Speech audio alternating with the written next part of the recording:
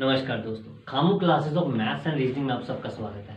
आज हम बात करेंगे स्क्वेयर्स के बारे में। तो स्क्वेयर हम जानेंगे कि 1 से लेके 125 तक के स्क्वेयर्स, 1 से लेके 125 तक के squares within a second without pen हम कैसे करते हैं। तो हम स्टार्ट करते हैं। अगर हम बात करें 1 से लेके 25 तक के स्क्वेयर्स की, 1 से लेके 25 तक के स्क्वेयर्स की, ये नॉर्मली आप सबने पढ़े होते हैं। तो अगर आपको 1 से लेके 125 तक के स्क्वेयर्स की नॉलेज है तो मान लीजिए आपको 1 से लेके 125 तक के स्क्वेयर्स आ जाएंगे। उसके लिए क्या कंसेप्ट्स हैं, कैसे हम इसको अप्रोच करते हैं, उसकी स्टार्ट करते हैं डिस्कशन। अब हम बात करेंगे, मान लीजिए आपको 1 से लेके 25 तक के स्क्वेयर्स आते हैं। तो यही एक कंसेप्ट है जो 1 से लेके 25 तक के स्क्वेयर्स आपके फर्दर 25 से लेके 125 तक के स्क्वेयर्स आपको करवाएंगे। तो उसके लिए क्या करना पड़ता है, ये जो आपका 25 है, 25 से लेके 75 एंड 75 से लेके 125, ये दो कंसेप्ट आपको सीखने हैं जिसके जरिए आप within a second without pen आप इस कंसेप्ट को कर सकते हैं। तो उसके लिए क्या सीखना पड़ता है वो चीज़ आप देखिएगा। मान लीजिए आपको कोई भी नंबर 25 से लेके 75 के बीच में बिलोंग करता है जिसका आपको स्क्वायर पूछा गया। तो मान लीजिए हम एक एग्जांपल लेते हैं, आपको पूछा गया 57 का स्क्वायर। किसका स्क्वायर पूछा गया? 57 का।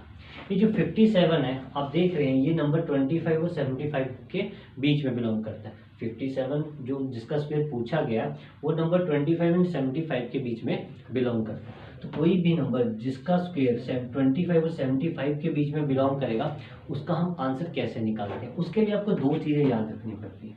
एक आपको याद रखना है 50, एक आपको याद रखना है 25। ये सीखने का तरीका, करने का तरीका अलग होता है। इसको अगर हम सीख लेंगे तो आप इसको जब करेंगे तो विद इन अ सेकेंड आप इसका आंसर निकाल सकते हैं।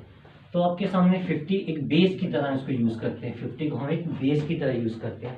अब हम चेक करते हैं कि 50 से ज़्यादा और 50 से कम, 50 से ज़्यादा और 50 से कम इस नंबर में क्या है। जो 50 से ज़्यादा और 50 से कम होता है उसे हम टर्म का नाम देते हैं। किसका नाम देते हैं? टर्म का। तो हमारे पास टर्म निकालने का तरीका आना चाहिए। टर्म निकालने के बाद हम इस क्वेश्चन का आंसर जल्दी से निकाल देते हैं।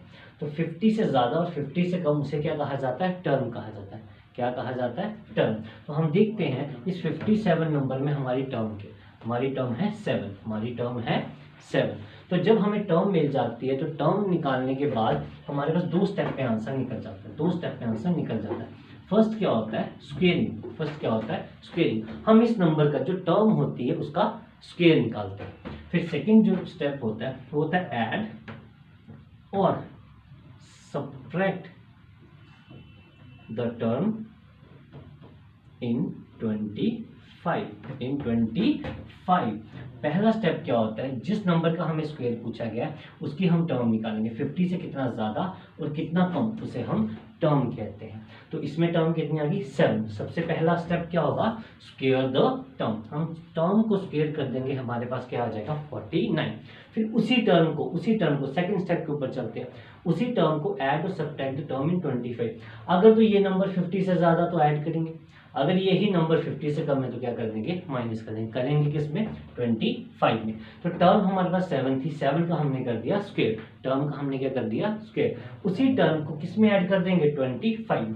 अगर 25 में 7 ऐड करेंगे तो आंसर कितना आएगा? 32। इस तरीके से हम इसके स्क्वायर को आप इजी तरीके से निकाल सकते हैं। अब हम एक और एग्जांपल लेके चलते हैं। ये नंबर उसके, ये कंसेप्ट उसके लिए है जो नंबर आपका 25 और 75 के बीच में बिलोंग करेगा।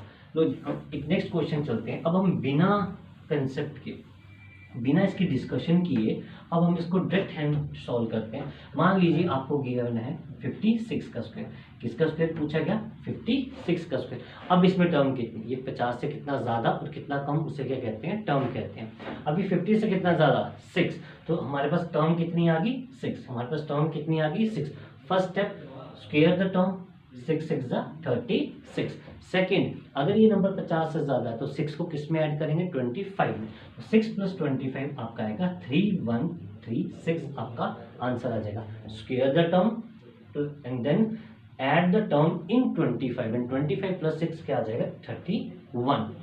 इस तरीके से हम किसी भी नंबर का स्क्वायर जो आपका 25 एंड 75 के बीच में बिलोंग करता है उसका निकाल सकते हैं इस कंसेप्ट के जरिए। बेस 50 एंड ऐड और सब्ट्रैक्ट किस में करेंगे हम 25 में। बाकी अगर हम बात करें नेक्स्ट, जब अगर हमें 1 से लेके 25 तक के स्क्वायर याद है और अगर हम निकालना चाहें 25 से लेके 75 तक के स्क्वायर, तो आपके सामने ये कंसेप्ट है। अब हम फर्दर अगर डिस्कशन करें 75 से लेके 125 तक के स्क्वायर का क्या कंसेप्ट होता है, तो आइए उस पर चलते हैं। अब मान लीजिए हमें पूछा गया 107 का स्क्वायर। किसका स्क्वायर पूछा गया? 107, 107 का स्क्वायर पूछा गया। तो ये नंबर 75 एंड 125 के बीच में बिलोंग करता है। 75 एंड 125 के बीच में क्या करता है? बिलोंग करता है। अब इसका स्क्वायर निकालने का क्या तरीका होता है? 107 का स्क्वायर निकालने का क्या तरीका होता है? ये नंबर किसके बीच में बिलोंग करता है? 75 एंड 125। जैसे हमने 25 एंड 75 में बेस लिया था 50, वैसे ही हम इसमें बेस लेंगे 100 और वहाँ पे ऐड और सब्ट्रैक्ट किसमें किया था? 25 में। इसमें हम ऐसा कुछ नहीं करेंगे, इसमें हम सिर्फ बेस लेंगे टर्म निकालने के लिए। 100 से कितना ज़्यादा और कितना कम क्या होता है? टर्म होता है। किस क्या होता है? टर्म होता है। अब 100 से कितना ज़्यादा, जिस नंबर का स्क्वायर हमें निकालना है हमें उसको चेक करना पड़ेगा कि उसमें टर्म कितनी। तो ये 100 से कितना ज़्यादा हो गया? 7। हमारे पास टर्म आ गई। सबसे इजी कंसेप्ट क्या है इसमें कि आपको टर्म निकालना आना चाहिए। जैसे आपको टर्म निकालने आ गया, फिर टर्म के ही 2 स्टेप में आप आंसर खत्म कर देंगे। सेम सबसे पहला स्टेप क्या था? Square the term. तो अगर हम टर्म को स्क्वायर करेंगे तो कितना आएगा? 49 आएगा। क्या आएगा? 49 आएगा। फिर हम टर्म को पिछले कंसेप्ट में 25 में ऐड करते हैं। इसमें हम क्या करते हैं, जो हमारी टर्म आती है वो इटसेल्फ जिसका आप स्क्वायर निकाल रहे हैं उसी में ऐड कर देते। तो 107 + 7 आपका क्या आएगा? 114। आपका आंसर तैयार हो गया। अब इसी को हम बिना डिस्कशन के शॉर्ट हैंड में कर, ये देखिएगा एग्जाम्पल हम लेते हैं। मान लीजिए हमारे पास पूछा गया 105 का स्क्वायर। किसका स्क्वायर? 105 का स्क्वायर। अब इसमें टर्म कितनी है? 100 से कितना ज्यादा? 5 ज्यादा। तो टर्म कितनी आ गई? 5 का स्क्वायर क्या आ गया? 25। अब उसी टर्म को किस में ऐड करेंगे? इटसेल्फ जिसका हम स्क्वायर निकाल रहे हैं। तो 105 + 5 कितना आ जाएगा? 110। तो 11025 आपका क्या आ जाएगा? आंसर आ जाएगा। अब ये तो 100 से ज्यादा थे और लास्ट में हमने क्या किया? 50 से ज्यादा। इसका हम क्या करते हैं, एक हम लेते हैं जो 50 से नीचे होगा और 100 से क्या होगा? नीचे। हम एक 50 से कम और एक 100 से कम लेके चलते हैं। हम पहले चलेंगे 100 से कम लेके। अब 100 से कम लेके चलते एग्जांपल लेते हैं। जैसे हमें पूछा गया 94 का स्क्वायर। किसका स्क्वायर पूछा गया?